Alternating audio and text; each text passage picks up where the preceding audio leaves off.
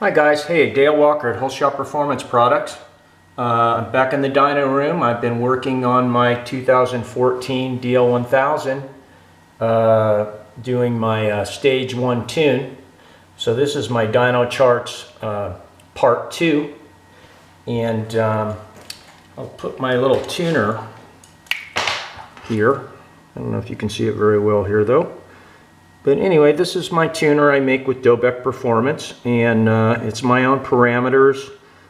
We've reflashed it 2 or 3 times. I did an airbox mod. What we do is I do a simple about 1 3/4 inch hole in the top lid and remove the lower snorkel. It's pretty restrictive.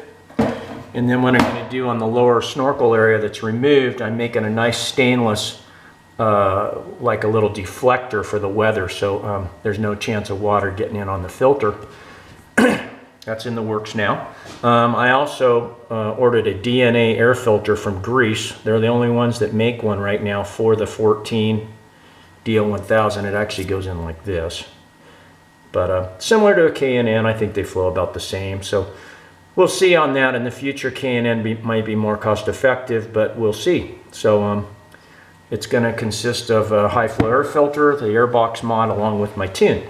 So anyway, let's get into the charts. The one right now is number 12. That's one of my best pulls with the bike stock that I showed in part 1 of my dyno charts for the 14 DL1000. So what I'm going to add now is number 160. And let me see here. Yeah, 160 is my street core slip-on with my stage 1 tune completely done. And boy, I finally made some huge gains, as you can see, up through the mid-range. The bottom I made, you know, tons of 4 to 6 horsepower at 3,000 RPM. And then it comes up here, and then in the middle, tons of torque.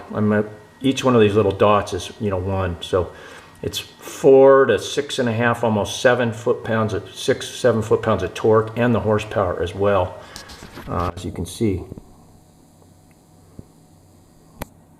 Peak power is only a little bit more, but you remember peak power is way past what you run this bike at. You know, you want the meaty part of the power curve for a street bike, and boy, it really did well. And I took it out for a 200-mile test ride and did some minor little tweaking on it. And I've got I got 55 miles per gallon cruising, light throttle, not romping on it, still with this exact tune. You know, going 64 to 69 miles an hour. Okay. Then I went up a mountain twisty road and got on it pretty hard, and then on the way back did some top speed runs, 2 or 3 of them on whacked the throttle pretty good. Still got 48 miles per gallon. Now I'm at 4,500 feet here, so keep that in account when you're looking at these charts, because I'm down about 4 or 5 horsepower of where I was in California at my old shop, and fuel mileage, of course, in higher elevations a little better. So I'm probably getting a couple miles per gallon better than I would, so you know, than at sea level. So, but still pretty good. At least the mileage didn't take a big drop. It still can get good mileage. So okay, so back to the charts. There's number 160, which is the 14 street, and the 17 matches that. I'm not going to put both up. It's just more time here on the video. So anyway, huge gains with the tune over stock. Okay, so now what we're going to do is that we're going to remove number 160, and I'm going to go back and show you my competition cores, number 136 and 132. But I'll just show you 136. So the comp core did a little bit better than the street, but it's almost identical. It's just going to be a little louder if you're a guy that wants a little more volume, which most people won't. It makes about 1 horsepower more, about 1 foot-pound of torque on average on the 4 or 5 pulls. I did match the comp and the street on a couple pulls, so the street is really close to the comp. So unless you want it to bark more and stuff like that, I would stick with the street core. So there is 136. You can see I still made huge gains. you know, blah, blah, blah, up through the middle from stock. Okay, so now what I'm going to do is I'm going to remove, I'll show you, I'm going to remove the stock pull, and there's the comp core, and let's put back number 160, which is a street core. So there they are overlaid, and as you can see, it's nearly identical. I mean, there's a teeny bit more torque, a teeny bit more here. Now again, 5 or 6 pulls, the comp still made just a smidgen more, maybe 1 horsepower, but see the torque gains in power, it still made 69 foot-pounds, which is really good. You got to remember this is 4,500 feet here. Okay, so now we're going to take those off.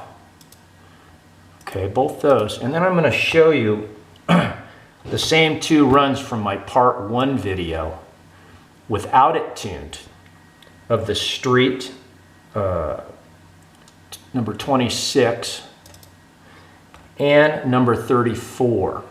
Okay, that's just to show you that the 17 street and the 14 street with no tune, now this is no tune,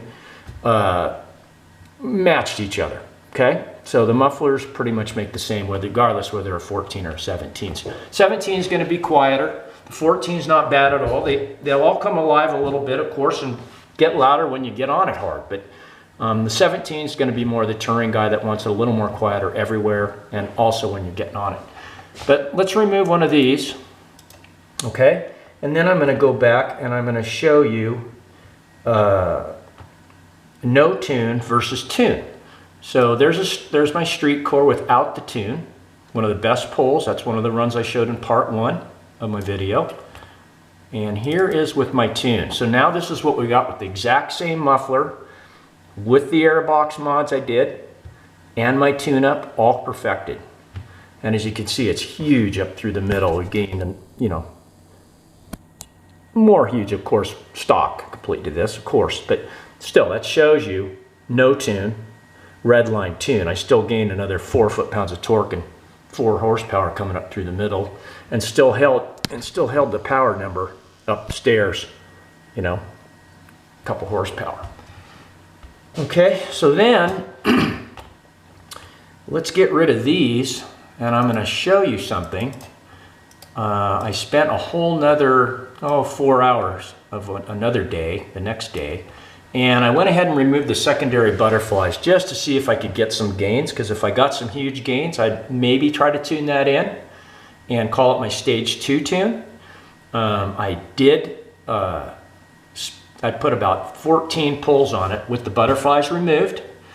Tune-up did not change 1 iota, and I got 0 power gains. So that tells you, there it is.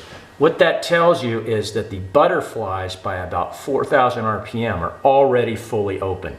It would have changed the tune, and you would have seen maybe a little dip somewhere, and you would have got some power gains if they weren't fully opened up here. It would have, you know, absolutely, because like on the 1250 band, it's just 5, 6, 7 horsepower gain I got, and I tuned it to that too. So there's number 173 with the butterflies removed. And then let's go ahead and just put number 160 back. Again, same muffler. This is both my 14 street core. So here you go. There's 160 is the red line. That's with the tune, butterflies in. 173 is the blue line, butterflies removed. If anything, it hurt it a teeny bit, or it's identical. You can see on my head, butterflies in, butterflies out. So, don't read on the internet that you can take the butterflies out and get a bunch of power, because you're not going to see it with this motor. It's a waste of time. I put them back in. So, for now, that's it. We're working on the kit right now. Hopefully very soon we'll have it ready. So please keep an eye on my website at www.holeshot.com. And thanks a lot for watching. If you have any questions, give me a call.